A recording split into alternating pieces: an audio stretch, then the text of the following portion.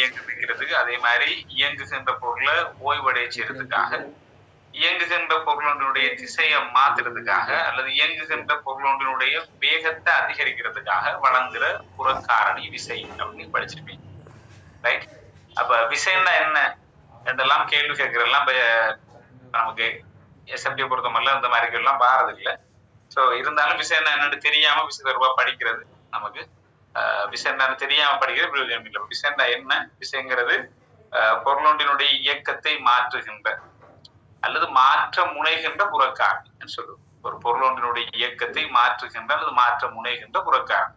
இயக்கத்தை மாற்றுகின்றா ஓய்வில் இருக்கிறத இயங்க வைக்கிற, இயங்குறத ஓய்வு கொண்டு வர்றது, அல்லது இயங்குகின்ற பொருளொன்றினுடைய திசையை மாத்துறது, அல்லது வேகத்தை அதிகரிப்பு செய்யறது. அப்ப விசைண்டா என்ன என்றால் விசைண்டா இப்ப இவ்வளவு டீப்பா நம்ம விளக்கம் தர வேண்டிய அவசியம் இல்லை. விசைண்டா சின்ன படிச்சுட்டு வாங்க. படி இருந்தாலும் அதை அண்டர்ஸ்டாண்ட் பண்றதுக்காக நான் சொல்றேன். விஷயம் என்ன? ஏதாச்சும் ஒரு பொருளினுடைய இயக்கத்தை மாற்றுகின்ற அல்லது இயக்கத்தை மாற்ற முனைகின்ற. சில நேரம் பொருளுக்கு விசையை கொடுக்கும், பொருள் வந்து என்ன செய்ய இயங்க. பொருளுக்கு விசையை கொடுக்கும், பொருள் வந்து இயங்க. அப்ப இயக்கத்தை மாற்றுகின்ற அல்லது இயக்கத்தை மாற்ற முனைகிறது. நீங்க கொடுத்த விசையால அது இயங்காம இருக்கலாம், ஆனால் அது இயக்கத்தை உட்படுறதுக்கு என்ன செய்யலாம்? முனையலாம். சோ அப்ப இயக்கத்தை மாற்றுகின்ற அல்லது மாற்றுவதற்கு முனைகின்ற புறக்காரணி. உதாரணத்துக்கு ஒரு பொருள் இருக்கு. இந்த பொருள்ல என்ன செய்யறேன்? ஒரு விசையை கொடுக்குறேன். ரைட்? இது ஓய்வில் இருக்குன்னு வச்சுக்கோங்க. ஆரம்பத்துல ஓய்வில் இருக்குன்னு வச்சுக்கோங்க. எஃப் பண்ற விசையை கொடுக்குறோம். இந்த பொருள் வந்து என்ன செய்ய போகுது? இயங்க போகும். அப்போ ஓய்வுல இருக்கிற பொருள் ரைட்? ஆரம்ப வேகம் பொதுவா யூங்கிற எழுத்தாதான் குறிக்கப்படும். ஆரம்ப வேகம் யூ வச்சுக்குவோம். இது ஆரம்ப வேகம் 0 ரெட் 0. ஓய்வில் இருக்கிற பொருள் ஆரம்ப வேகம் 0. இதற்கு ஒரு விசையை கொடுக்கிறோம், அதனால இயங்குற. அதே போல இயங்கிக் கொண்டிருக்கிற பொருள், ஒரு பொருள் இயங்கிக் கொண்டிருக்கு. உதாரணத்துக்கு இந்த பொருள் வந்து 10 மீட்டர்/-1 என்கிற வேகத்தோட இயங்கிக் கொண்டிருக்கார். இந்த திசையில இயங்குறான்னு வச்சுக்கோம். இந்த திசையில இயங்கிக் கொண்டிருக்கார்.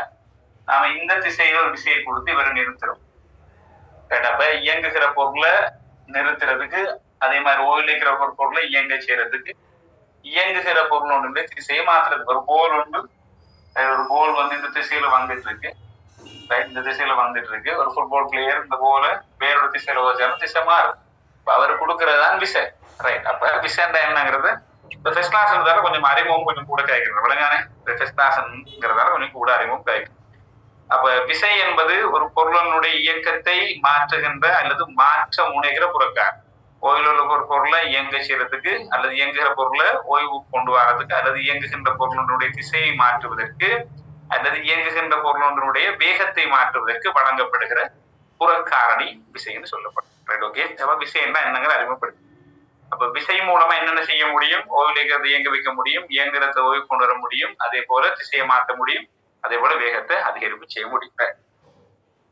அப்ப விசை என்னங்கிறது நீங்க விளங்கிருப்பீங்க. ரைட்? விசை விளங்கிருப்பீங்க. இப்ப அடுத்த விஷயம் என்னன்னு சொன்னா, விசைக்கு என்னென்ன இயல்பு இருக்கு? the characteristic of forces. Right? forces விசைகளுடைய இயல்பு என்ன அப்படின்னு பார்த்தா, நீங்க சின்ன வகுப்புல படிச்சுவீங்க. விசை ஒரு காவிக்கணியம். விசை ஒரு காவிக்கணியம் படிச்சிருப்பீங்க. விசை ஒரு காவிக்கணியம்னு சொன்னா, காவிக்கணியங்களுக்கு பருமன் உண்டு, திசை உண்டு. காவிக்கணியங்களுக்கு பருமன் உண்டு, திசை உண்டு அப்படின்னு படிச்சிருப்பீங்க. விசை வந்து ஒரு காவிக்கணியம், பருமன், அதே போல திசை, அதே போல அந்த விசை தாக்குகிற புள்ளி என்று விசைக்கு சில இயல்புகள் உண்டு. விசைக்கு என்னென்ன இயல்பு இருக்குன்னு பார்க்கலாம். விசைக்கு என்னென்ன இயல்பு இருக்கு அப்படின்னு பார்த்தா, இப்போ ஒரு பொருள் இருக்குன்னு வச்சுக்கோம். இந்த பொருள்ல வந்து விசை சொல்லிப்படுதுன்னு வச்சுக்கோம். ரைட்? இப்ப இந்த பொருள்ல விசை சொல்லிப்படுதுன்னா, இந்த பொருள் நம்ம கொடுக்கல விசை, இந்த பொருள்ற திணிவால அதுல நிறை வந்து கீழ் நோக்கி தொழிற்படுது. ஒரு பொருள், இந்த பொருள்ல விசை வந்து கீழ் நோக்கி தொழிற்படுதுன்னு ஒரு நிறை வந்து கீழ் நோக்கி தொழிற்படுது. ரைட்? உங்களுக்கு தெரியும், புவி ஈர்க்கிற காரணத்தால ஒரு பொருள்ல நிறை எப்பயுமே என்ன செய்யும்? புவியை நோக்கி கீழ் நோக்கி தான் இருக்கு. அப்போ ஒரு பொருள்ல கீழ் நோக்கி அது அப்படியே நிறை தொழிற்படுதுன்னு வச்சு, அப்ப புவியீர்ப்பு விசை காரணமா கீழ் நோக்கி தான் என்ன செய்யாது? தொழிற்படுது. இப்ப இந்த பொருள்ல திணிவாக கீழ் நோக்கி தொழிற்படக்கூடிய விசையினுடைய பருமன் நாங்க உதாரணம் 100 நியூட்டன் வச்சுக்கோம். ரைட்? இந்த பொருள்ல கீழ் நோக்கி தொழில் 1 நியூட்டன் எனக்கு தெரியும். அதனால நியூட்டன் விதிக்கு போகும் முதல்ல நான் சும்மா சொல்றேன் என்னன்னா, இந்த பொருள்ற திணிவு ஒரு 10 கிலோகிராம். 10 கிலோகிராம் என்றால் 100 நியூட்டன் விசை இந்த பொருளால கீழ் நோக்கி தாக்குதுன்னு வச்சுக்கோங்க. விசைக்கு என்னென்ன இயல்பு இருக்குண்டா விசைக்கு பருமன் உண்டு. அப்ப இங்க தொழிற்படுற விசையினுடைய பருமன் வந்து 100 நியூட்டன். ரைட். அதே மாதிரி விசை இங்க தொழிற்படுற விசை இந்த விசை வந்து கீழ் நோக்கி தாக்குது. அப்ப திசை வந்து கீழ் நோக்கிய திசை. அப்ப கீழ் நோக்கி தாக்குது. அப்ப விசைக்கு என்ன இருக்கு? பருமன் இருக்கு. பருமன் வந்து 100, திசை இருக்கு. திசை இருந்தா கீழ் நோக்கி தாக்குறார். அதே மாதிரி விசைக்கு வந்து தொழிற்படுகிற புள்ளி உண்டு, அல்ல தாக்க புள்ளி, அல்ல விசை தொழிற்படுகிற புள்ளி, பாயிண்ட் ஆஃப் ஆக்டிங். ரைட். அப்போ இந்த பாயிண்ட்ல வந்து தொழிற்படுற விசை தொழிற்படுற புள்ளி இங்க, இந்த புள்ளிலாம் விசை தொழிற்படுது. ரைட். இந்த புள்ளியில தான் விசை தொழிற்படுது. அதனால இந்த புள்ளியை தான் நாங்க விசை தொழிற்படும் புள்ளி, ரைட், அல்ல விசையினுடைய தாக்க புள்ளி அப்படின்னு சொல்றோம். அப்ப இது வந்து விசை தொழிற்படும் புள்ளி, விசை தொழிற்படக்கூடிய புள்ளி. விசைக்கு என்ன இருக்குன்னு சொன்னா விசைக்கு இயல்பு பார்த்தா விசைக்கு பருமன் உண்டு, திசை வந்து கீழ் நோக்கி தொழிற்படுறார். அதே மாதிரி விசைக்கு வந்து விசை தொழிற்படக்கூடிய ஒரு புள்ளி உண்டு. விசைக்கு 3 இயல்புகள் நான் சொல்றேன். அதோட சேர்த்து விசைக்கு இன்னும் ஒரு இயல்பு இருக்கு. விசை பொதுவாக இழு விசையாக அல்லது நெருக்கல் விசையாக இருக்கலாம். ரைட். ஒன்று வந்து இழு விசையா இருக்கும், டென்சைலா இருக்கும், அல்லது கம்ப்ரசிவ் நெருக்கல் விசையாக இருக்கும் பொதுவாக. ரைட். விசையை பொறுத்த மட்டும் விசைக்குரிய இயல்பு என்ன? விசைக்கு பருமன் திசை உண்டு. அதே போல விசை வந்து தொழிற்படக்கூடிய பிரயோக புள்ளி அல்லது தொழிற்படக்கூடிய, இப்ப நாங்க இப்ப ஏதாவது விசையை கொடுத்தோம்னா அந்த டைம்ல பிரயோக புள்ளி அல்லது விசையினுடைய தாக்க புள்ளி அல்லது தொழிற்படும் புள்ளி அப்படின்னு சில வார்த்தைகளை பயன்படுத்தி இங்க தொழிற்படும் புள்ளி சொல்லி விசைக்கு வந்து 3 இயல்புகள் சொல்லிடும். அதே போல விசை வந்து பொதுவாக இழு விசையா இருக்கும் அல்லது நெருக்கு விசையாக காணப்படுங்கிறது நான் விளக்கிறேன். இப்ப விசைண்டா என்ன, விசைண்டா என்ன, விசைக்குரிய இயல்புகள் என்னென்ன, விசை சம்பந்தப்பட்ட விஷயம் பார்ப்போம். அப்ப இது முதலாவது விசை சம்பந்தப்பட்ட ஒரு அறிமுகமா நீங்க வச்சுக்கோங்க. விசையை அளக்குற அலகு நியூட்டன் தெரியும். நான் இப்ப நியூட்டன் விதிக்குள்ள போனால் நம்ம அதை படிப்போம். பட் இருந்தாலும் விசையை அளக்குற அலகு வந்து நியூட்டன் முடிச்சுன்னு தெரியும். அப்ப தெரிஞ்ச விஷயத்த புதுசு மாதிரி சொல்ல தேவையில்ல. விசைக்குரிய அலகு வந்து நியூட்டன்.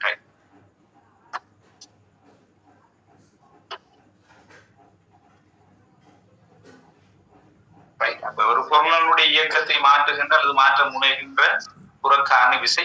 இந்த விசை மூலமா ஒரு பொருளினுடைய ஓய்வில் இருக்கிற பொருளை இயங்க வைக்கலாம், இயங்குற பொருளை ஓய்வுக்கு கொண்டு வரலாம்.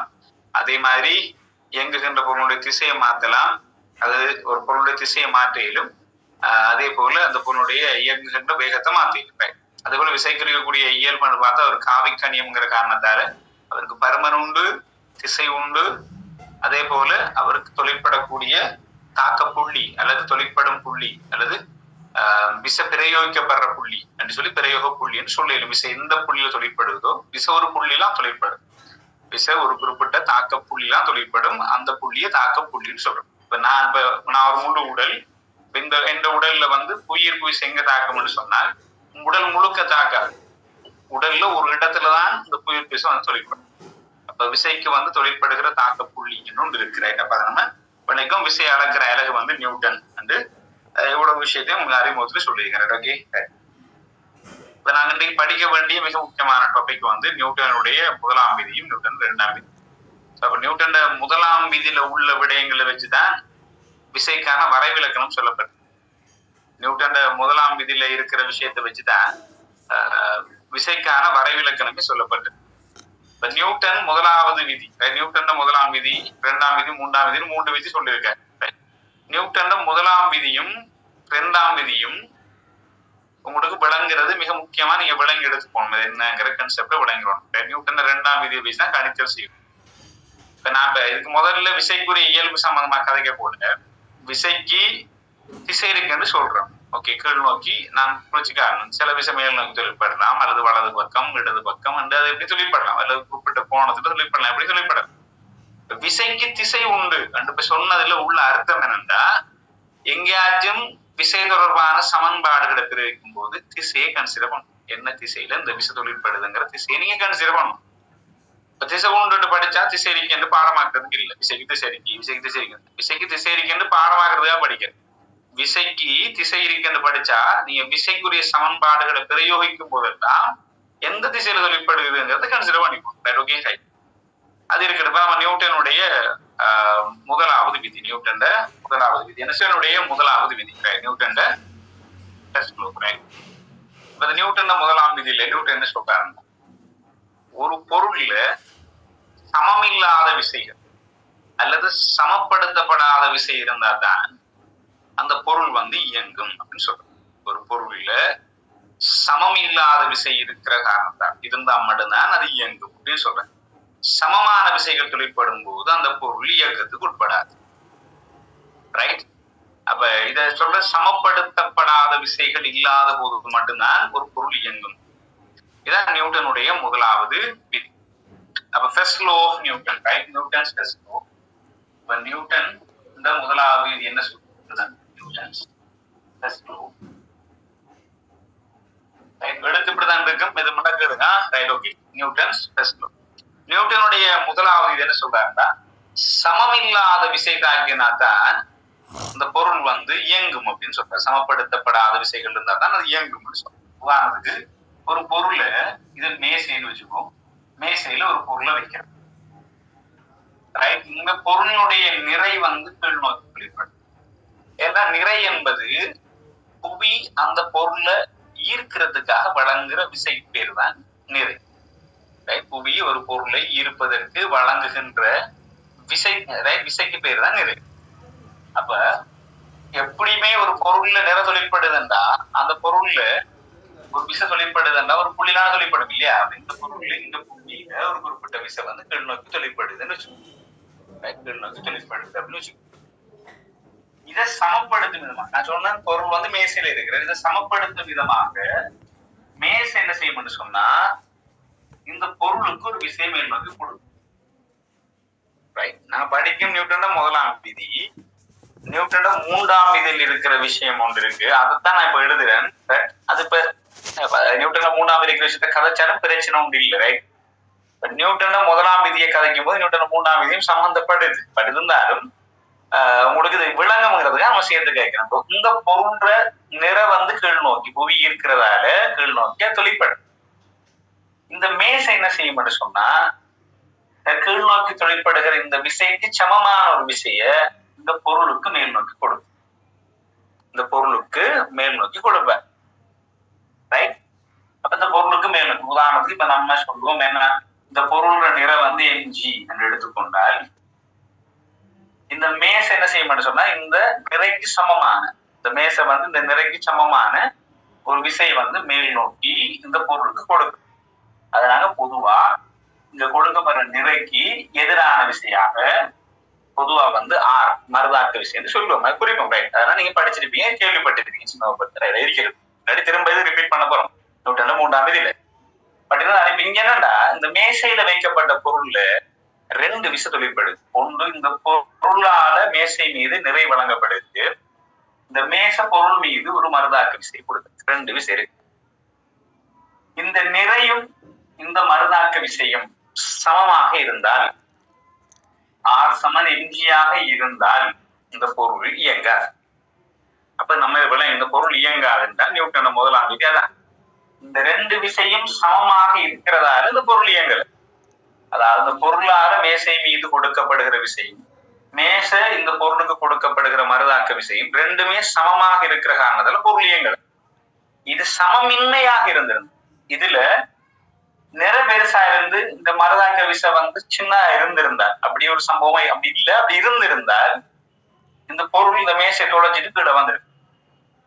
அல்லது மாறி மருதாக்க விசை பெருசா இருந்து நிற சிறுசா இருந்தா இந்த பொருள் மேல் நோக்கி இயங்கிருக்கு. மேசையில வைக்கப்பட்ட பொருள் அசையாம இருக்கிறதுக்கு காரணம் என்னன்னு சொன்னா நிறையும் அதற்கு எதிராக வழங்கப்படுற மருதாக்க விசை, இந்த ரெண்டு விசை தான் தொழிற்படும். இந்த ரெண்டு விசையும் ஒன்றுக்கொண்டு சமம். அப்ப சமனுங்கிற காரணத்துல எங்களுக்கு இதுல இருந்து நாங்க விளங்குற விஷயம் நியூட்டன் முதலாம் விதியை விளங்குறதுக்காக தான் இந்த விஷயத்தை சொல்றோம். நியூட்டன் முதலாம் விதியை விளங்குறதுனா நியூட்டன் என்ன சொல்ற, சமமில்லாத விசை தொழிற்பட்டாதான் பொருள் இயங்கும். இங்க இது ரெண்டும் சமனன்றதால பொருள் என்ன செய்யல, இயங்கல. அப்ப நியூட்டன் சொன்னது உண்மை. அதே மாதிரி இப்ப நம்ம ஒரு பொருளுக்கு ஒரு ஒரு ஒரு பெட்டி மேசையில் வைக்கப்பட்ட ஒரு பெட்டி, இந்த பெட்டியை என்ன செய்யறாங்கன்னா ஒருத்தர் இந்த பக்கம் 100 நியூட்டன் விசையை கொடுத்து தள்ளுற, அது எதிர் திசையில ஒருத்தர் 100 நியூட்டன் விசையை கொடுத்து தள்ளுற. அப்ப இந்த 100 நியூட்டன் விசை இந்த பக்கம் வலப்பக்கம் தொழிற்படுது, இது இடது பக்கம் தொழிற்படுது. இது ரெண்டும் ஒன்றுக்கு ஒன்று சமமாக இருக்கிறதால இந்த பாக்ஸ் அசையாது. சப்போஸ் இது ரெண்டும் சமமா இருக்கிறதால அசையல, இது 200 நியூட்டனா இருந்து இவர் 100 நியூட்டனாக இருந்தால் இந்த விசையினுடைய பருமன் வலப்பக்கம் நோக்கி தொழிற்படுகிற விசையினுடைய பருமன் அதிகம், இடது பக்கம் தொழிற்படுற விசையினுடைய பருமன் குறைவு. எனவே இங்க விசை சமம் இல்லாம இருக்கு, பொருள் விசை கூடியா தொழிற்படுற பக்கம் அசைய ஆரம்பிக்கும். அப்ப நியூட்டன் முதலாம் விதி என்ன சொல்லுதுன்னா, சமப்படுத்தப்படாத விசைகள் தொழிற்படும் போது அந்த பொருள் இயங்கும். சமமான விசை தொழிற்படுமா இருந்தா அந்த பொருள்ல இயக்கம்ங்கிறது இருக்காது அப்படிங்கிறதா நியூட்டன் விதி. இப்ப இதுல இன்னொரு விஷயம் இருக்கு. இது 200 நியூட்டன், இது 100 நியூட்டனா இருந்தா இதுல இருக்கு 200 நியூட்டன்ல 100 நியூட்டன், இதுக்கு எது திசையில தொழிற்படுற 100 நியூட்டன் சமப்படுது. வலது பக்கம் 200 நியூட்டன், இடது பக்கம் 100 என்றால் வலது பக்கம் இருக்கிற 200ல 100, இடது பக்கம் இருந்து வர 100 சமப்படுது. மேலதிகமா இருக்கக்கூடிய 100 நியூட்டனாலதான் அந்த பொருள் அந்த பக்கம் இயங்கும்.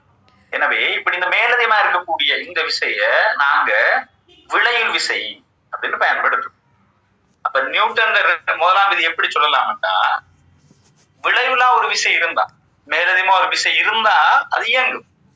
அல்லது விசை சமப்படுத்தப்படலண்டா அல்லது சமப்படுத்தப்படலண்டா, இது 200 அது 100 இருந்தால் அது இயங்கும். இப்ப நியூட்டன் முதலாம் விதி எப்படி சொல்லலாம்? மக்கள் கட்டானா திரும்ப கனெக்ட் ஆனா அந்த 40 மினிட்ஸ்ல கட்டாங்க, இதுல பிரீமியம் எல்லாம் இல்ல. நீங்க கட்டான கனெக்ட் நீங்க என்ன செய்யறது, திரும்ப ஜாயின் ஆகுது. உங்களுக்கு அது ஒரு பிரேக் மாதிரி இருக்கு. இந்த கிளாஸ்ல டிஸ்ட்ராக்ட் ஆயிடுது, திரும்ப உங்களோட கவனம் கலைக்கப்பட்டு திரும்ப அதுக்குள்ள ஜாயின் ஆகிற மாதிரி இருக்கு. ஜாயின் ஆகுங்க. அப்ப இது 200 நியூட்டனா இருந்து அது 100 நியூட்டனாக இருந்தா சேம்லிங்கா சேம்லிங் ஜாயின் பண்ண சரி. இது 200 நியூட்டனா இருந்து அது 100 நியூட்டனாக இருந்தால் அப்ப மேலதிகமா இருக்கக்கூடிய 100 நியூட்டன் விசையால் அந்த பொருள் இயங்குது. எனவே சமமில்லாத விசை தொழிற்பட்டால் அந்த பொருள் என்ன செய்யும்? இயங்கும். சமமான விசைகள் இருந்தால் அந்த பொருள் இயங்காது. அந்த சமமில்லாத விசை, அந்த மேலதிகமா இருக்கக்கூடிய சமமில்லாத விசையைத்தான் இங்க 200 அங்க 100 என்றால் மேலதிகமா இருக்கக்கூடிய அந்த 100 தான் அந்த பொருளுடைய இயக்கத்துக்கு காரணமானது. எனவே அந்த 100 மேலதிகமா இருக்கக்கூடிய அந்த சமமில்லாத விசையை நாங்கள் சொல்றோம் விளைவு விசை. அப்ப நியூட்டன் முதலாம் விதி எப்படி சொல்லலாம் என்றால், சமப்படுத்தப்படாத சொல்லிப்படும் போது பொருள் இயங்கும், சமமான விஷயம் இருந்தா இயங்காது. அல்லது சமப்படுத்தப்படாத விஷயக்கு இன்னொரு பேர் நாங்க இந்த சொல்றோம் என்னன்னு, இந்த மேலதிகமா இருக்கக்கூடிய விசை இயக்கத்துக்கு காரணமான அந்த மேலதிக விசை விளைவு விசை. விளைவில் விசை தொழிற்பட்டால் பொருள் இயங்கும், விளைவில் விசை தொழிற்படல் என்றால் பொருள் இயங்கும் அப்படின்னு சொல்லுவோம். ரைட்? அப்ப நியூட்டனுடைய முதலாம் விதி அவர் சொல்றாரு. நியூட்டன் முதலாம் விதியில நியூட்டன் என்ன சொல்றாருன்னா, ஒரு நோட்ஸ் எழுதின கையால் எழுதின நோட்ஸ் நான் அனுப்புவேன். ஹேண்ட் அவுட் நோட்ஸ் இல்லை. ரைட்? ஓகே, உங்களுக்கு கொஸ்டின் ஹேண்ட் அவுட் இதனுடைய தரப்படுமா? நியூட்டனுடைய முதலாம் விதியில பொருள் ஒன்றில் விளையில் விசை தொழிற்படாத விடத்து, விளையில் விசை தொழிற்படாத விடத்துன்னா விளையில் விசை இல்லை என்றால் அல்லது சமப்படுத்தப்படாத விசை இல்லை என்றால் அந்த பொருள் தொடர்ந்தும் ஓய்வில் இருக்கு. அல்லது அந்த பொருள் ஒரு குறித்த வேகத்துல போயிட்டு இருந்தா, ஒரு குறித்த வேகம் 10 மீட்டர் செகண்ட் மைனஸ் 1 போயிட்டு இருக்கு, அவர்ல சமப்படுத்தப்படாத தொழிற்படலண்டா அவரு இந்த உலகம் அழியும் வரைக்கும் 10 மீட்டர் செகண்ட் மைனஸ் 1 அந்த வேகத்திலேயே போயிட்டு இருக்கு. ஒரு சமப்படுத்தப்படாத விசை தொழிற்பட்டா மட்டும்தான் இயங்குவார். முதலாவது விஷயம், சமப்படுத்தப்படாத விசை தொழிற்பட்டா மட்டும்தான் இயங்குவார். ரெண்டாவது விஷயம், ஒரு குறிப்பிட்ட வேகத்துல மாறா போயிட்டு இருக்கிறவர் உலகம் அழியும் வரையும் 10 மீட்டர் செகண்ட் மைனஸ் 1 போவார். அவர்ல சமப்படுத்தப்படாத விசை தொழிற்பட்டா விசை தொழிற்பட்டா மட்டும்தான் அவரை நம்ம என்ன செய்யலாம், ஓய்வு கொண்டு வர. ரைட்? அந்த வேகத்திலேயே போயிட்டு, இது நியூட்டனுடைய இயங்குற பொருள் அந்த வேகத்திலேயே போயிட்டு இருக்கும். அவர்கள் விசை நான் கொடுக்காத வரைக்கும் மாறா வேகத்திலேயே போயிட்டு இருப்பேன். அப்ப அதை விளைவிக்கும். அப்ப நியூட்டன் முதலாம் விதி, ஒரு பொருள்ல சமப்படுத்தப்படாத விசை தொழிற்படும் போது அது ஓய்விலே இருக்கு, அது விளைவு விசை தொழிற்படாத போது அது ஓய்விலே இருக்கு. ஒரு குறிப்பிட்ட மாறா வேகத்துல இயங்குற பொருள் அது இயங்கிக் கொண்டே இருக்கும். ரைட்? அதை நம்ம விளைவிக்கும். இது நியூட்டனுடைய முதலாவது விதி. ரெண்டாவது விஷயம், நியூட்டனுடைய ரெண்டாவது விதியை பார்க்கணும். நியூட்டனுடைய ரெண்டாம் விதி, நியூட்டன் ரெண்டாம் விதியை வச்சுதான் சமன்பாடு, அந்த சமன்பாட்டை வச்சுதான் சகல கணித்தல். அப்ப நான் இது கரெக்டா கட்டாக போது நினைக்க அதுக்குள்ள அந்த சமரியை உங்களுக்கு சொல்லிடுறேன். கட்டானதுக்கு பிறகு நீங்க ஜாயின் பண்றதுல நியூட்டன் 2ஆம் விதி பார்ப்பேன். இப்ப நாங்க இது வரைக்கும் என்ன பார்த்துருக்க மாட்டோம், விசை தான் எடுப்பார். விசை என்பது ஒரு பொருளுடைய இயக்கத்தை மாற்றுகின்ற அல்லது மாற்ற முனைகின்ற புறக்காரணி பேர் தான் விசை. விசையை வச்சு என்ன செய்யலாம், ஓய்வில் உள்ள ஒரு பொருளை இயக்கலாம், இயங்குற பொருளை ஓய்வுக்கு கொண்டு வரலாம், பொருள்ற திசையை மாற்றலாம், இயங்குற திசையை மாற்றிலும் இயக்கத்தில் இருக்கிற பொருளோட வேகத்தை மாற்றி, இதெல்லாம் விசையை வச்சு நாங்க செய்யக்கூடிய விடயங்கள். ரைட். விசைக்கு வந்து இயல்பு பார்த்தோம். விசை பரமன் திசையும் கொண்ட ஒரு காவிக்கணியம், அதோட சேர்த்து இவருக்கு திசைங்கிற ஒன்று இருக்கு, அதே பரமன் இருக்குங்கிறதுக்கு மேலதிகமாக விசை தொழிற்படுகிற புள்ளி, தாக்க புள்ளி அல்லது விசை தொழிற்படுகிற இதுக்கு பிறகு நாங்க படிப்போம் விசையுடைய தாக்க கோடு உண்டு. இப்ப கீழ் நோக்கி தொழிற்பட்டா அந்த விசை தொழிற்படுற கோடு வந்து கீழ் நோக்கி அப்படியே போகும். இப்ப தாக்க கோடு, தாக்க புள்ளி, தாக்க கோடு அதெல்லாம் உண்டு என்ன படிச்சோம். அதோட நியூட்டன் 1ஆம் விதியில என்ன சொல்ற, சமப்படுத்தப்படாத விசை அல்லது விளைவில் விசை தொழிற்படாத விடத்து. சமப்படுத்தப்படாத விசை ஒன்று இல்லைண்டா அல்லது விளைவில் விசை தொழிற்படலைண்டா அந்த பொருள் இயங்க. அப்ப சமப்படுத்தப்படாத விசை இருந்தா தான் இயங்கும், விளைவில் விசை தொழிற்பட்டா தான் இயங்கும். அது இல்லைண்டா இயங்காது. சமமான விசை மட்டும் இருந்தா அவர் இயங்காதுங்கிறது நம்மளே.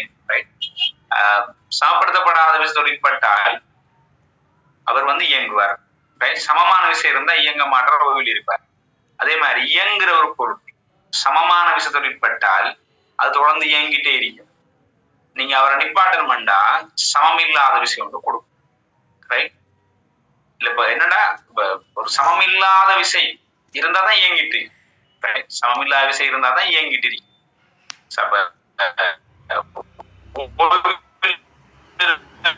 ஒரு பொருளை இயங்க வைக்கணும்டா நீங்க அதை அசாக்குது மருதாக்கு மேல் நோக்கிறீங்க.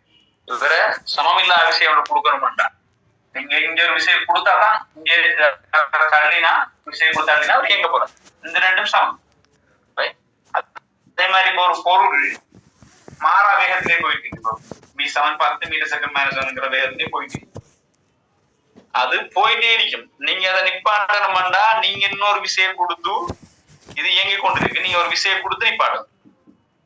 நீங்க விசை கொடுக்கறாட்டி அது மாறா வேகத்துல போயிட்டே இருக்கும். நீங்க விஷயம் கொடுத்தாதான் அவரை நிப்பாட்டே இருக்கு. அப்ப சமப்படுத்தப்படாத விசை தொழிற்பட்டா மட்டும்தான் அவர் இயங்குவார். சமமான விசை தொழிற்பட்டா இயங்க மாட்டார். அல்ல சமப்படுத்தப்படாத விஷயம்டா விளைவில் சொல்லிப்பட்டதான் இயங்குவார். அல்லது மாறா வேகத்துல போயிட்டு இருக்கிற ஒரு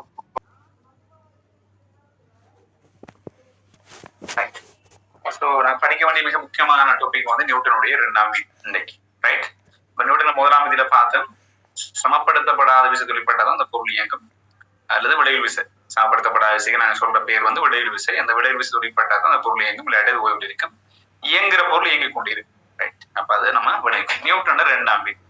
அப்ப நியூட்டன் 2ஆம் விதி தான் இப்ப கொஞ்சம் சுவாரஸ்யமானது. நியூட்டன் 2ஆம் விதியை நீங்க விளங்குவோம். ரைட். நியூட்டனுடைய 2ஆம் விதி என்னன்னு பார்ப்போம். நியூட்டன் 2ஆம் விதியில ஒரு பொருள், ஒரு மேசையில ஒரு பொருள் இருக்கு. இந்த பொருளை நான் என்ன செய்யறேன்னா தள்ளுறேன், ஒரு விசையை கொடுத்து தள்ளுறேன். அப்ப இந்த விசையை கொடுத்து தள்ளுறேன்னா இந்த விசைய எஃப்னு பொதுவா நீங்க குறிக்கிறீங்க, நீங்க கணித்தல்ல குறிக்கிறீங்க எஃப்னு. ரைட். இந்த எஃப்ங்கிறது குறியீட்டுக்காக குறிக்கிறது, விசையை காரணத்துக்காக குறிக்கிறது. இப்ப நீங்க ஒரு பொருளை தள்ளினால் அல்லது ஒரு பொருளுக்கு விசை ஒன்றை கொடுத்தா அந்த விசையினுடைய பருமன் என்ன? அந்த விசையினுடைய பருமன் என்ன? ஒரு பொருள் ஒன்றுக்கு நீங்க விசை ஒன்றை கொடுத்தால் அந்த விசையினுடைய பருமன் என்ன? அந்த பருமனை காண்றது எப்படி? அந்த பருமனை காண்றது எப்படி?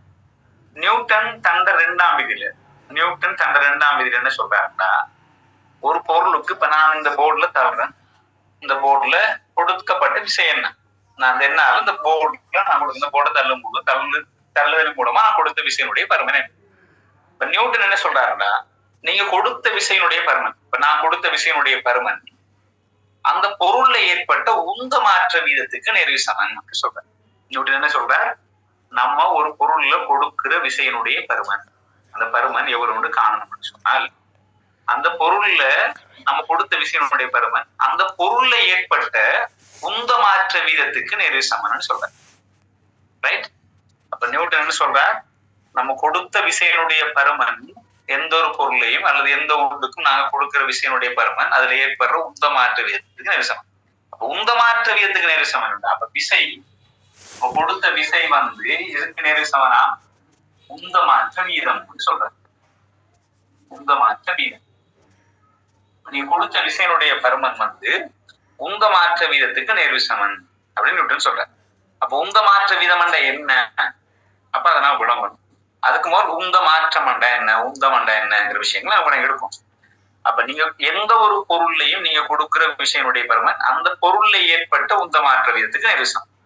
அப்ப உந்தமண்டா என்னங்கிறத முதல்ல விளம்பணும். அதுக்கு பிறகு உந்த மாற்றமண்டா என்ன, அதுக்கப்புறம் உந்த மாற்ற வீதமண்டா என்னன்னு பார்ப்போம். இப்போ உந்தம் உந்தம் இந்த உந்தம்ங்கிற விஷயத்த நாங்க உந்தம் இதை பிங்கிற இடத்துல குறிப்போம். உந்தம்ன்றது என்னன்னு சொன்னா, உந்தம் என்பது என்னன்னு சொன்னா, ஒரு பொருள் ஒரு குறிப்பிட்ட வேகத்துல இயங்குது என்றால் அந்த பொருள திணிவை அந்த பொருள வேகத்தால பெருக்கிறது தான் உந்தம். ஒரு பொருள திணிவை அதனுடைய வேகத்தால பெருக்கி வார விடதான் உந்தம். உந்தத்துக்கு நான் குறிக்கிற எழுத்து வந்து பி, ரைட். திணிவுக்கு வந்து எம், வேகத்துக்கு நீங்க பயன்படுத்துறது பி, ரைட். உந்தம் சமன் திணிவு தர வேகம். ஒரு பொருள திணிவை அதனுடைய வேகத்தால பெருக்கிறது பேர் தான் உந்தம். ஒரு பொருள திணிவை அதனுடைய வேகத்தால பெருக்கிட்டு பேர் தான் உந்தம், ரைட். இப்ப திணிவு தர வேகம். இப்ப ஒரு பொருள் உதாரணத்துக்கு ஒரு பொருள் இப்போ 2 கிலோகிராம் திணிவுள்ள ஒரு பொருள் 10 மீட்டர் செகண்ட் -1 ஆரம்பத்தோட இயங்குகிறான்னு வச்சுக்கோங்க. 10 மீட்டர் செகண்ட் -1 வேகத்தோட 10 மீட்டர் செகண்ட் -1 வேகத்தோட இயங்குறான்னு வச்சுக்கோங்க. அப்ப 2 கிலோகிராம் திணிவுடைய ஒரு பொருள் 10 மீட்டர் செகண்ட் -1 வேகத்தோட இயங்கினா அவர் உந்தம் P சமன் அவர் திணிவு 2 கிலோ, அவர் வேகம் 10, எனவே 20, ரைட். 20 வந்து உந்தம். 20 என்ன அலகு, என்ன திணிவுக்குரிய அலகு கிலோகிராம், வேகத்துக்குரிய அலகு மீட்டர் செகண்ட் -1. எனவே உந்தத்துடைய அலகு 2ஐயும் பெருக்குவார். 2 × 10 20 அலகு கிலோகிராம் மீட்டர் செகண்ட் -1. அப்ப உந்தம் என்று சொன்னால் ஒரு பொருள் திணிவை அது இயங்குற வேகத்தால பெருக்கிறது தான் உந்தம். அப்ப பி சமன் எம் தர பி, திணிவு தர வேகம். அதை நாம நினைக்கிறோம், ரைட். இப்ப நியூட்டன் 2ஆம் விதியில நியூட்டன் சொன்னது என்னன்னா, நீங்க கொடுக்கிற ஒரு பொருள்ல கொடுக்கிற விசையினுடைய பருமன் அந்த பொருள்ல ஏற்படுற உந்த மாற்ற வீதத்துக்கு நேர்விசமன் சொல்றாரு. அப்ப உந்தம் என்னன்னு தெரியும். அப்ப உந்த மாற்ற வீதம் என்னன்னு பார்க்கணும், ரைட். அதுக்கு முதல்ல உந்தம் என்னன்னு பண்ணிக்கிட்டீங்க, உந்த மாற்றம் என்னன்னு பார்க்கணும், அதுக்கப்புறம் உந்த மாற்ற வீதம் பார்க்கணும். அப்ப உந்தம் என்பது ஒரு பொருள திணிவை அந்த பொருள் இயங்குற வேகத்தால பெருக்கினால் அது உந்தம். உந்த மாற்றம் என்ன, உந்த மாற்றம் என்னன்னா, உந்த மாற்றம் என்னன்னா, இப்போ ஒரு பொருள் உதாரணத்துக்கு ஒரு பொருள் வந்து 10 மீட்டர் செகண்ட் -1 வேகத்துல இயங்குறாரு. ஒரு 10 மீட்டர் செகண்ட் -1 வேகத்துல இயங்குறாரு. இப்ப இந்த பொருளுக்கு நம்ம என்ன செய்யறோம்டா, விசை ஒன்றை கொடுத்து, விசை ஒன்றை கொடுத்தாதான் வேகம் மாறும். அதான் நம்ம போராதில சொன்னோம், ரைட். விசை ஒன்றை கொடுத்தாதான் அவரை இயங்க வைக்க வேகத்தை மாத்தே. இந்த விசைக்கான வரைவிலக்கணம் படிக்கும்போது சொன்னோம். இப்ப 10 மீட்டர் செகண்ட் -1 என்கிற வேகத்துல வார இந்த பந்துக்கு நம்ம ஒரு விசையை கொடுத்தோன்னே ஒரு வேகம் கூடுதுன்னு வைங்க. வேகம் வந்து 20 மீட்டர் செகண்ட் -1 அதிகரிக்குதுன்னு வைங்க, ரைட். வேகம் மாறுறதால இந்த போல்ற திணிவு மாற போறோம். ஒரு போல் 10 மீட்டர் செகண்ட் -1 இயங்குது, ரைட். நம்ம விசையை கொடுத்தோன்னே 20க்கு ஒரு வேகம் மாறுது. அவர் போல் பிளேயர் போல் வருது ஒரு 10 மீட்டர் செகண்ட் -1 அவர் உதைச்சோன்னா போல்ற வேகம் அதிகரிச்சு 20 மீட்டர் செகண்ட் -1 மாறுது. அதனால போல்ற திணிவு மாற பொருள் வேகம் மாறதால போல்ற திணிவு மாற போறோம். போல்ற திணிவு அதேதான், ரைட். அப்ப இவரை பொறுத்த போல்ற திணிவு 2 கிலோன்னு வச்சுக்கோ, ரைட். அப்ப என்னன்னா ஆரம்பத்துல 10 மீட்டர் செகண்ட் -1. அப்ப நம்ம சொன்னோம் உந்தம் என்றால் திணிவு தர வேகம் சொன்னோம். உந்தமண்டா திணிவு தர வேகம் சொன்னோம். ஆரம்பத்துல இவர வேகம் வந்து 10 மீட்டர் செகண்ட் -1. எனவே ஆரம்பத்துல உந்தம் எவ்வளவு என்றால் P சமன் எம் தர வி நாங்க படிச்சோம். உந்தமண்டா திணிவு வேகத்தால பெருக்கணும். ஆரம்பத்துல உந்தம் என்ன? திணிவு மாறப்போகுது ஒரு பொருட்களை திணிவு 2 கிலோவை அவர் ஆரம்ப வேகம் 10 மீட்டர் செகண்ட் -1 அதான பெருக்கிறது. அப்படி பெருக்கினா உங்களுக்கு கிடைக்கிறது ஆரம்ப உந்தம். அப்ப 20 கிலோகிராம் மீட்டர் செகண்ட் -1. விசைய கொடுத்ததால அவரோட உந்தம் மாறிச்சு இல்லையா? சொல்லுவோம் வேகம் மாறிச்சு இல்லையா? வேகம் எவ்வளவு மாறிருக்கு? 20 மீட்டர் செகண்ட் -1.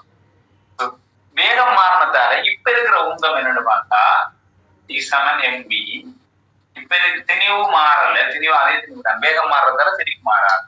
வேகம் 20 மீட்டர் செகண்ட் -1. எனவே பெருக்கினா 40 கிலோகிராம் மீட்டர் செகண்ட் -1. அப்ப 10 மீட்டர் செகண்ட் -1ல இயங்கும் போது அவரோட உந்தம் 20 மீட்டர் செகண்ட் -1ல இயங்கும் போது அவரோட உந்தம் 40. இங்க உந்தத்தில் ஏற்பட்ட மாற்றம் எவ்வளவு பார்த்தா ஆரம்பத்துல 20 இருந்தது உந்தம், இப்ப உந்தம் 40 மாறுறீங்க. உந்தத்தில் ஏற்பட்ட மாற்றம் என்ன? உந்த மாற்றம் 40 கிலோகிராம் மீட்டர் செகண்ட் -1 இறுதியா இருக்கிற உந்தம். இறுதி உந்தத்திலிருந்து ஆரம்ப உந்தத்தை கழிக்கிறது 20 கிலோகிராம் மீட்டர் செகண்ட் -1. இறுதி உந்தத்திலிருந்து ஆரம்ப உந்தத்தை கழிக்கிறது தான் இந்த உந்த மாற்றம்னு சொல்றோம். உந்த மாற்றத்துல மாறுபடுகிற காரணி வேகம் தான், திணிவல்ல. ஒரு பொருள்ல திணிவு மாறப்போகுது. வேகம் மாறும்போது பொருள்ல திணிவு மாறப்போகுது. பிசிக்ஸ் அதுல திணிவு மாறக்கூடிய சந்தர்ப்பம்னா இன்னைக்கு ஒரு போல் 2 உடஞ்சிட்டா மாறும். எங்களுக்கு அப்படி கேள்விகள் மாறவில்லை. அப்ப இங்க என்னன்னா ஒரு பொருள்ல திணிவு மாற போறல, பொதுவா வேகம் தான் மாறும். வேகம் மாறினா உந்தத்தை மாத்துற காரணம் வேகம் தான், திணிவர். அப்ப நான் ஆரம்பத்துல 10 மீட்டர் செகண்ட் -1ல போகும்போது அவரோட உந்தம் 20. அதே மாதிரி 20 மீட்டர் செகண்ட் -1ல போகும்போது அவரோட உந்தம் 40. இறுதி உந்தத்திலிருந்து ஆரம்ப உந்தத்தை கழிச்ச மாட்டேன், 40ல இருந்து 20 கழிச்ச மாட்டேன், பாரவடை 20 மீட்டர் செகண்ட் -1. இதுதான் உந்தத்தில் ஏற்பட்ட மாற்றம். இது உந்தத்தில் ஏற்பட்ட மாற்றம். அப்ப உந்தம் என்றால் திணிவ வேகத்தால பிரிக்கிறது. உந்த மாற்றம் என்றால் இறுதி உந்தத்திலிருந்து ஆரம்ப உந்தத்தை கழிக்கிறது. இறுதி உந்தம்ங்கிறது திணிவு தர இறுதி வேகம், ஆரம்ப உந்தம்ங்கிறது திணிவு தர ஆரம்ப வேகம். அப்ப அதெல்லாம் வினை. ரைட். இத குறியீட்டுல எழுதும் போது எப்படி எழுதுவாங்கன்னா திணிவ m என்று ஆரம்ப வேகத்தை u குறிப்பாங்க. அப்ப திணிவு தர ஆரம்ப வேகம் ஆரம்ப உந்தம். அதே மாதிரி இறுதி உந்தத்தை காண்பது திணிவு தர இறுதி வேகத்தை v என்று குறிப்பாங்க. ஆரம்ப உந்தம் mu, இறுதி வேகம் mv. சரி, ஆரம்ப உந்தம் mu, இறுதி உந்தம் mv. ரைட். இப்ப mv ல இருந்து mu கழிக்கிறது உந்த மாற்றம். mv மைனஸ் mu உந்த மாற்றம். சரி, ரைட். வாங்க முடியுமா? ஒரு 1 மினிட்.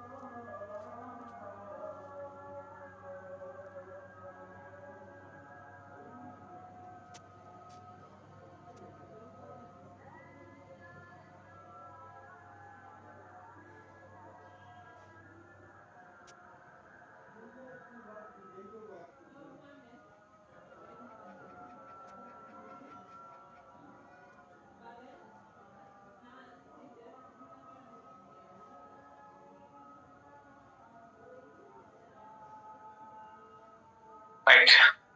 உந்த மாற்றம் என்று சொன்னால் இறுதி உந்தத்திலிருந்து ஆரம்ப உந்தத்தை கிடைக்கிறது உந்த மாற்றம். நான் சொல்றேன், திணிவ இறுதி வேகத்தால பெருக்கினால் இறுதி உந்தம், திணிவ ஆரம்ப வேகத்தால பெருக்கினால் ஆரம்ப உந்தம்.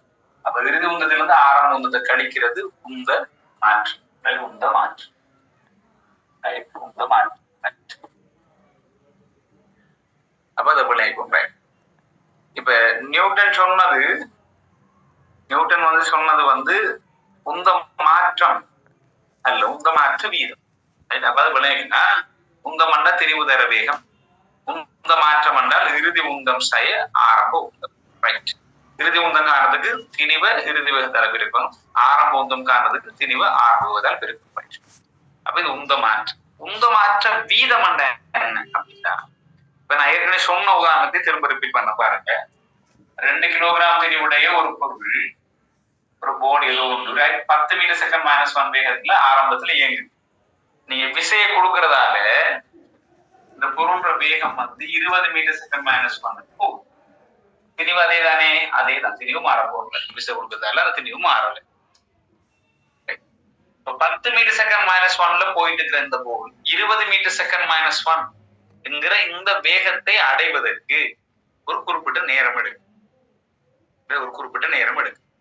10 மீட்டர் செகண்ட் -1 இருக்கிற போற பொருள் 20 மீட்டர் செகண்ட் -1 வாரத்துக்கு ஒரு குறிப்பிட்ட நேரம் எடுக்கு. வாரத்துக்கு ஒரு 5 செகண்ட் எடுக்குதுன்னு வச்சுக்கோ. ஒரு 5 செகண்ட் டைம் ஒரு 5 செகண்ட் எடுக்குது. இந்த வேக மாற்றம் அடைவதற்கு ஒரு 5 செகண்ட் எடுக்குது அப்படின்னு வைங்க. உந்த மாற்றம் என்றால் இறுதி உந்தத்திலிருந்து ஆரம்ப உந்தம் கிடைக்கிறது. உந்த மாற்ற வீதம் என்றால் ஒரு செகண்ட்ல உந்தத்தில் ஏற்பட்ட மாற்றம் என்னங்கிறதா உந்த மாற்ற வீதம். ரைட். ஒரு செகண்ட்ல உந்தத்தில் ஏற்பட்ட மாற்றம் தான் உந்த மாற்ற வீதம். ரைட். அப்ப விளையாடுனா ஒரு செகண்ட்ல ஏற்பட்ட மாற்றம் என்றா உந்தத்தில் ஏற்பட்ட மாற்றம் என்றா, உந்தத்தில் ஏற்பட்ட மாற்றம் முதல்ல என்ன? இறுதி உந்தம். முதல்ல இறுதி உந்தத்திலிருந்து ஆரம்பத்தை கிடைக்கிறது. இறுதி உந்தம் என்ன? திணிவு 2 கிலோ, இறுதி வேகத்தால் பெருக்கணும் 20 மீட்டர் செகண்ட் -1. இது இறுதி உந்தம். இறுதி உந்தத்திலிருந்து ஆரம்ப உந்த கழிக்கிறது தான் உந்த மாற்றம். அப்ப 2 கிலோ திணிவு, ஆரம்ப வேகம் 10 மீட்டர் செகண்ட் -1. அப்ப இறுதி உந்தம் 2 தர 20, ஆரம்ப உந்தம் 2 தர 10. அப்ப இது நம்ம உந்த மாற்றம் இல்லையா? 2 தர 20 40, 40ல இருந்து 40 கிலோகிராம் செகண்ட் -1ல இருந்து 20 கழிச்சது. இதான் உந்த மாற்றம். இந்த உந்த மாற்றம் ஏற்படுவதற்கு எவ்வளவு நேரம் எடுத்துருக்கு? 5 செகண்ட். ரைட். இங்கே 10 மீட்டர் செகண்ட் -1ல இருந்து 20 மீட்டர் செகண்ட் -1 போறதுக்கு அவர்கள் எடுத்த நேரம் 5 செகண்ட். 5 செகண்ட்ல ஏற்பட்ட உந்த மாற்றம் தான் இந்த 40ல இருந்து 20 கழிச்சு வார். 20 கிலோகிராம் மீட்டர் செகண்ட் -1 தான் ஏற்பட்ட உந்த மாற்றம். இந்த 20 கிலோகிராம் மீட்டர் செகண்ட் -1 என்கிற உந்த மாற்றம் ஏற்படுவதற்கு 5 செகண்ட் எடுத்திருக்கு. 5 செகண்ட்ல 20 கிலோகிராம் மீட்டர் செகண்ட் -1 என்கிற உந்த மாற்றம் ஏற்பட்டால் ஒரு செகண்ட்ல எவ்வளவு உந்த மாற்றம் ஏற்படும் என்கிறதுதான் உந்த மாற்ற வீதம். இப்ப நமக்கு தெரியும், மனக்கணக்கிலே செய்யணும். 5 செகண்ட்ல ஏற்பட்ட உந்த மாற்றம் 20 கிலோகிராம் மீட்டர் செகண்ட் -1. 5 செகண்டுக்கு 20 மாற்றம் வருது என்றால் ஒரு செகண்டுக்கு எவ்வளவு மாற்றம் வரும்? அப்ப இந்த 20 5ஆல பிரிக்கும். உந்த மாற்றத்தை நேரத்தால பிரிச்சா ஒரு செகண்ட்ல ஏற்படுற உந்த மாற்றம் வரும். ஒரு செகண்ட்ல ஏற்படுற உந்த மாற்றத்துக்கு பேர் தான் உந்த மாற்ற வீதம். ஒரு செகண்ட்ல ஏற்படுற உந்த மாற்றத்துக்கு பேர் தான் உந்த மாற்ற வீதம். ஒரு செகண்ட்ல ஏற்படுற உந்த மாற்றத்தை கண்டுபிடிக்க என்ன செய்யறோம்? உந்த மாற்றத்தை இந்த உந்த மாற்றத்துக்கு எடுத்த நேரத்தால பிரிக்கும். ரைட். அப்ப நம்ம விளை கொடுக்க உந்த மாற்றத்துக்கு நம்ம என்ன சமன்பாடு எழுதுறோம்? இறுதி உந்தம் செய்ய ஆரம்பம். இறுதி உந்தத்துக்கு திணிவா இறுதி வேகத்தால பிரிக்கணும், ஆரம்ப உந்தத்துக்கு திணிவா ஆரம்ப வேகத்தால பிரிக்கணும். அப்ப உந்த மாற்றத்தை நேரத்தால பிரிச்சாதான் உந்த மாற்ற வீதம். நேரத்தால பிரிச்சா உங்களுக்கு கிடைக்கிறது என்ன? ஒரு செகண்ட்ல ஏற்பட்ட உந்த மாற்றம். அப்ப நம்ம என்ன செய்யறோம்டா, உந்த மாற்றம் இருக்கு, MV - MU உந்த மாற்றம் இருக்கு. இந்த உந்த மாற்றத்தை நேரத்தால பிரிச்சா, இந்த உந்த மாற்றம் ஏற்படுவதற்குரிய நேரத்தால பிரிச்சா குறிப்பிட்ட உந்த மாற்றத்துக்கு இவ்வளவு நேரம் என்றால் ஒரு செகண்ட்ல ஏற்படுற உந்த மாற்றம் எவ்வளவு கிடைக்கும்? உந்த மாற்றத்தை நேரத்தால் பிரிச்சோம்னா கிடைக்கிறதா என்ன? உந்த மாற்ற வீதம். உந்த மாற்ற வீதம் என்பது உந்த மாற்ற நேரத்துல பிரிக்கும். அப்ப இறுதி உந்தம் செய்ய ஆரம்ப உந்தம் உந்த மாற்றம். அந்த உந்த மாற்றத்துக்கு எடுத்த நேரத்துல பிரிச்சா ஒரு செகண்ட் ஏற்பட்ட உந்த மாற்றம் வரும். அதான் உந்த மாற்ற வீதி. அப்ப நியூட்டன் என்ன சொன்னார்? நீங்க ஒரு பொருள்ல விசையை கொடுத்தீங்கன்னா, அப்ப நான் அந்த பந்துக்கு யோசிச்சு பாருங்க. நீங்க 10 மீட்டர் செகண்ட் மைனஸ் ஒன்ல போன பந்துக்கு ஒரு விசையை கொடுத்தீங்க. விசை கொடுத்ததாலான் அவர்ல 20 மீட்டர் செகண்ட் மைனஸ் ஒன் டெல்லி அவர் வேகம் அதிகரிச்சு. அப்ப 10 மீட்டர் செகண்ட் மைனஸ் ஒன்ல போகும்போது அவர் உந்தம் கொண்டு நீங்க விசை போல உதைச்சதால அங்க கிடைச்ச விசையை பயன்படுத்தி அவரோட உந்தம் அதிகரிச்சு. அந்த உந்த மாற்றம் ஏற்படுவதற்கு கொஞ்சம் நேரம் எடுத்து. ஒரு செகண்ட்ல ஏற்பட்ட உந்த மாற்றம் தான் உந்த மாற்ற வீதம். இந்த உந்த மாற்ற வீதம் எதுக்கு சமன்டா? நீங்க அந்த போலுக்கு உதைச்சிங்க இல்லையா, உதைப்பதன் மூலமா கொடுத்த விசை இருக்கு இல்லையா, அதுக்கு நேர் விசம்னு சொல்றேன். அப்ப நியூட்டன் என்ன சொல்றாரு? நீங்க வழங்கிய விசையினுடைய பருமன் உந்த மாற்ற வீதத்துக்கு நேர் விசம். எஃப் நேர் விசமன். உந்த மாற்ற வீதம் என்ன? எம்பி மைனஸ் இறுதி உந்தம் செய்ய ஆரம்ப உந்தத்தின் கொடுத்த விசையினுடைய பருமன் அந்த பொருள்ல ஏற்பட்டு. நீங்க போலுக்கு உதைச்சா நீங்க போலுக்கு கொடுத்த விசையினுடைய பருமன் அந்த போல்ல ஏற்பட்ட உந்த மாற்ற வீதத்துக்கு. அந்த போல்ல ஏற்பட்ட உந்த மாற்ற வீதம் வேண்டா அந்த போல்ல ஒரு சமன் என்று சொல்றாரு. நியூட்டன் இரண்டாம் விதி. நியூட்டன் இரண்டாம் விதி என்ன? ஒரு பொருளுக்கு வழங்கிய விசையினுடைய பருமன் அந்த பொருள்ல ஏற்பட்ட அல்லது பொருளில் ஏற்படுத்தி அதை அழுத்திய உந்த மாற்ற வீதத்துக்கு நேர்வி சமன் நியூட்டன் என்ன செய்யற சொல்றார். ரைட். இதை சமப்படுத்துறது வளமையா பிசிக்ஸ் என்ன செய்வாங்க? நேர்வி சமன்டா அதை சமப்படுத்த ஒரு மாறிலி சேர்ப்பாங்க. அந்த மாறிலி கே அல்லது அவர் எடுத்த போடுற கே இதோட சேர்த்து எழுதுனா எம்பி மைனஸ் எம்யூ. இந்த கேனுடைய பருமன் உண்டுன்ற காரணத்தால விசை அதாவது நீங்க வழங்கிய விசை அந்த பொருள் ஏற்பட்ட உந்த மாற்றத்துக்கு நேர் சமன் அதே சமன். நல்ல கேயோட பெருமானம் அந்த மாறினுடைய பெருமானம். அப்ப ஒரு பொருளுக்கு வழங்கிய விசையினுடைய பருமன். நீங்க ஒரு பொருளை உதைக்கிறீங்க, அடிக்கிறீங்க, தள்ளுறீங்க, என்ன செய்றீங்க, அதால நீங்க கொடுக்குற விசையினுடைய பருமன் அந்த பொருள்ல ஏற்பட்ட உந்த மாற்ற வீதத்துக்கு நேர் சமன் அல்ல சமன். உந்த மாற்றத்துக்கு சமன். அப்ப எஃப் சமன் M minus M U T. F சமன் இதுல இருந்தா நீங்க ஒரு சமன்பாடு நிறுவீங்க. என்ன? இந்த எம்பி மைனஸ் எம்யூல எம் பொதுவா எடுத்தால் டி மைனஸ் யூ அதன்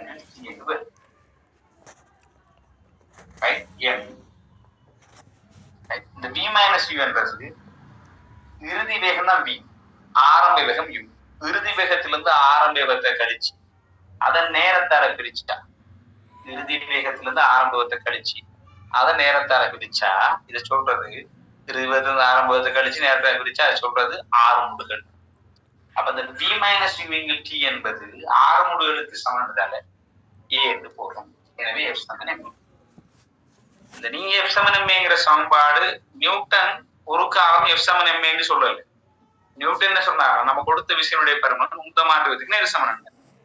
உந்த மாற்ற வீதத்துக்கு நேர் சமன் என்கிற சமன்பாடை வச்சுக்கொண்டு எஃப் சமன் எம்ஏ என்ற சமன்பாடு நிறுவிருக்கு. இறுதி வேகத்திலிருந்து ஆரம்பத்தை கழிச்சு நேரத்தை கழிச்சு அது சொல்றது 6 முடுகள். அல்லது வேகத்தில் ஏற்பட்ட மாற்றம். இறுதி வேகம் செய்ய ஆரம்ப வேகம், வேகத்தில் ஏற்பட்ட மாற்றம், வேகத்தில் ஏற்பட்ட மாற்ற நேரத்தை பிரிச்சா வேக மாற்ற சொல்லுவோம். வேக மாற்ற வீதம் என்றால் 6 முடுகள். அப்ப திணிவு தர 6 முடுகள் தான் விசையினுடைய பருமன். அதாவது நியூட்டன் சொல்றாருன்னா, நீங்க ஒரு பொருள்ல கொடுத்த விசையினுடைய பருமன் அந்த பொருள்ல ஏற்பட்ட உந்த மாற்ற வீதத்துக்கு நெரிசம். அதுல இருந்து நாங்க நிறுவின சமன்பாடு எஃப் சமன் எம்ஏ. அதாவது விசையானது பொருள்ல திணிவை அந்த பொருள்ல ஏற்பட்ட 6 முடுகளால பெருக்கிறதுக்கு சமன் இதுல இருந்து நிறுவிருக்கு. அப்ப எஃப் சமன் எம்ஏ என்று சமன்பாடு கிடைக்கும்.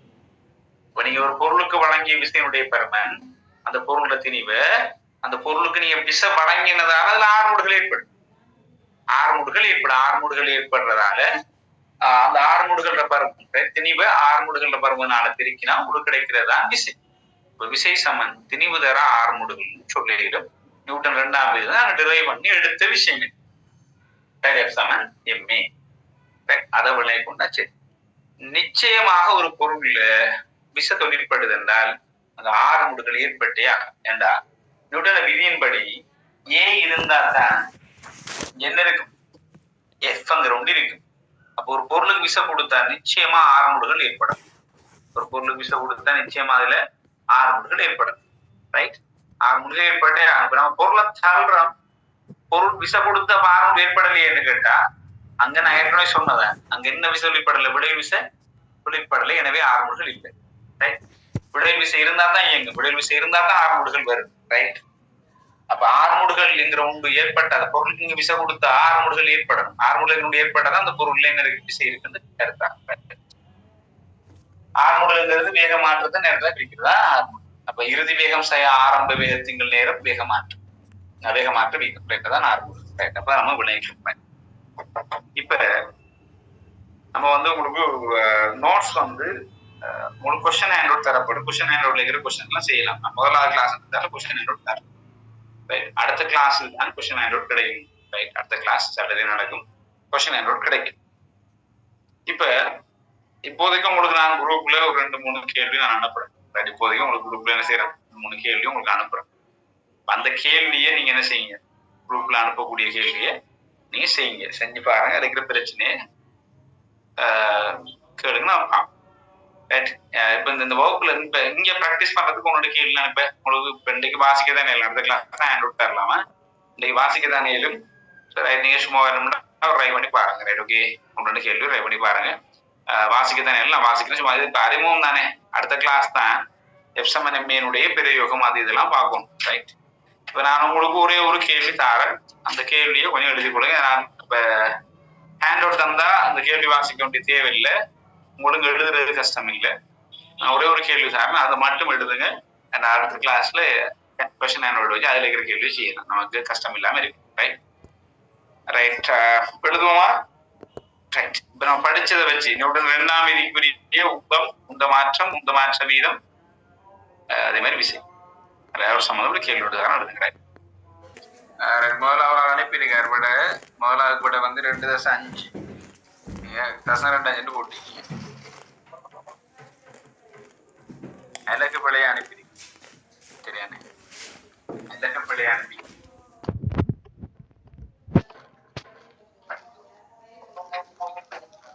இதுல தந்திருக்கிற கேள்வியை பார்த்தா 5 கிலோகிராம் திணிவுடைய ஒரு பொருள்.